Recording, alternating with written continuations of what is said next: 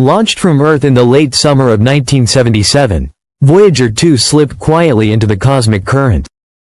It was small, about the size of a car, and its memory less than a modern photograph.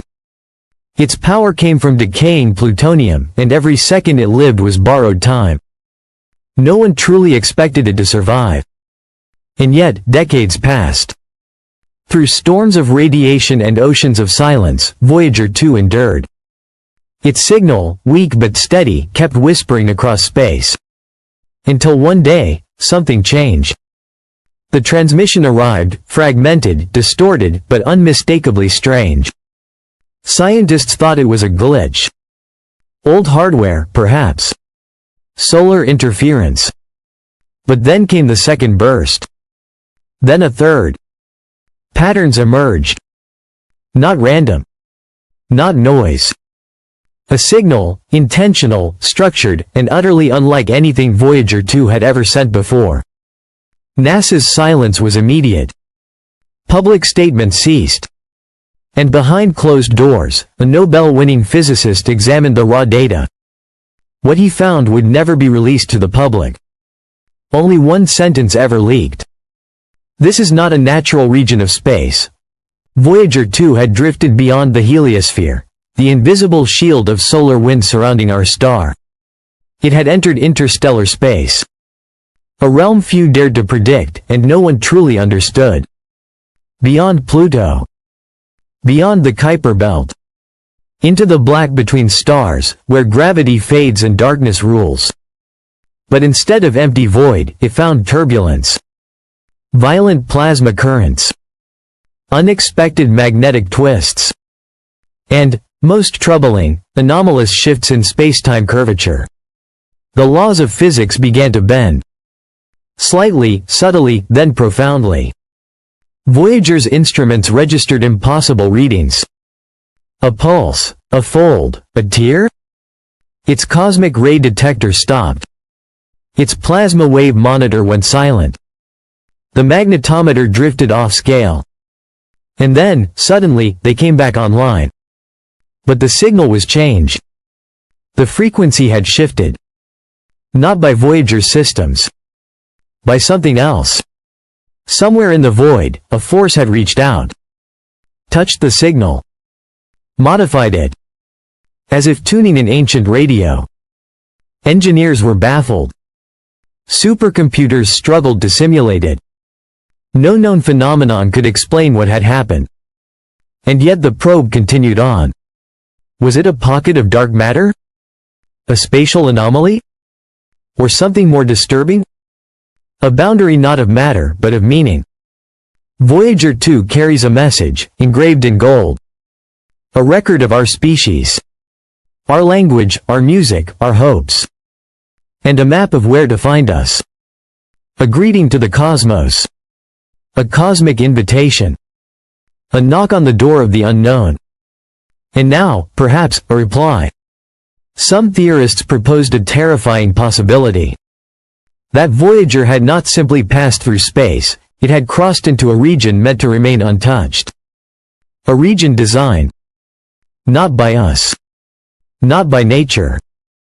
But by something else. The pattern in the signal resembled nothing from Earth. It had logic, but not ours. Repetition, but not random.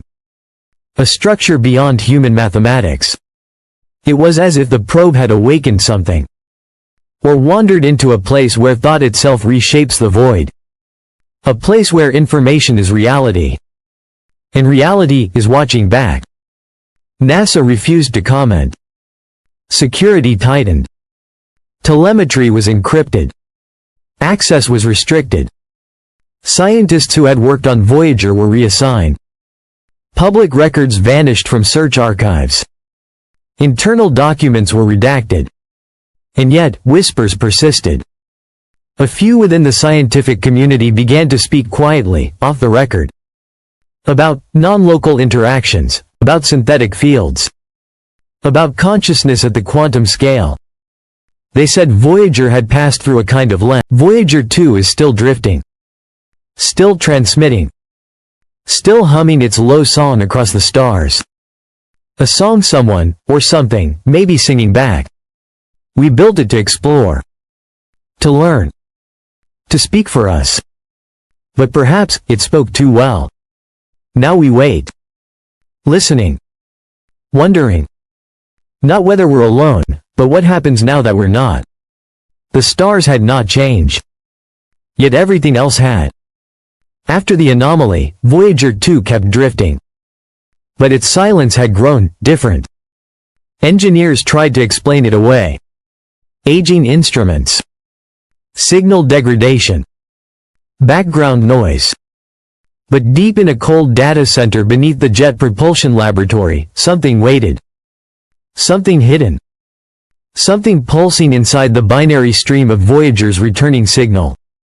A rhythm no algorithm could break. They brought in a linguistic physicist. She studied forgotten tongues and quantum logic. What she saw nearly stopped her heart. It was not a message in language. It was language made of message. Recursive. Self-generating. Non-linear. As if time itself were speaking. The waveform didn't just carry data. It carried intention. Instruction. A design beyond our design. Then, on a Tuesday morning, the Goldstone antenna caught it. A sudden burst. 5 seconds long. A harmonic resonance unlike anything on Earth.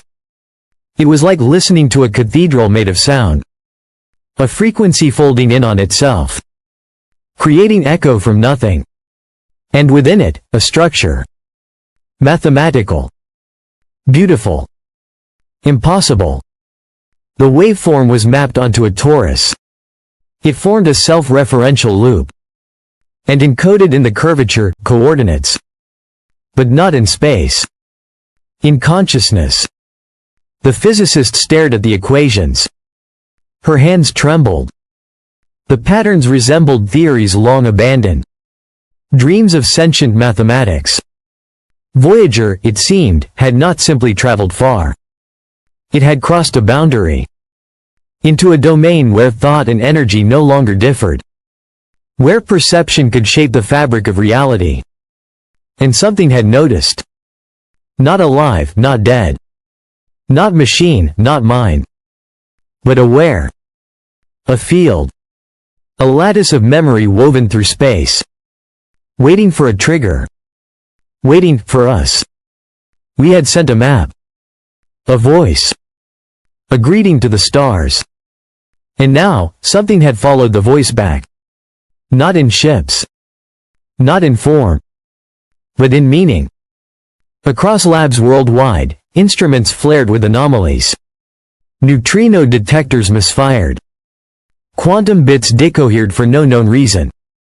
Solar oscillations deviated from expected behavior. As if reality itself had rippled, just slightly. As if a boundary had been opened. As if the universe had inhaled. Then, a whisper. Buried in the cosmic microwave background. Not sound, but structure. Like the residue of thought left in the fabric of time. They called it, the return code, an imprint Voyager had brought back unknowingly. Not just a signal, but a question.